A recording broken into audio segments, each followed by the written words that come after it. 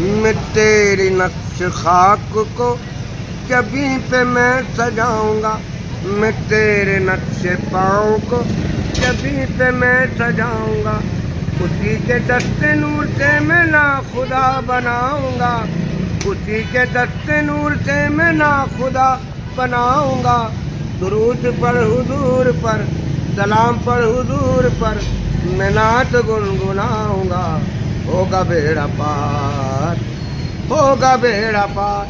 जो भी आता है दुआ से वो असर देते हैं, गालियां देता है कोई तो दुआ देते हैं। ओ गालियां देता है कोई तो दुआ देते हैं, दुश्मन आ जाए तो चादर भी बिछा देते हैं। ऐसे है सरकार, ऐसे है सरकार मेरे, ऐसे है सरकार, ऐसे है सरकार मेरे, ऐसे है सरकार।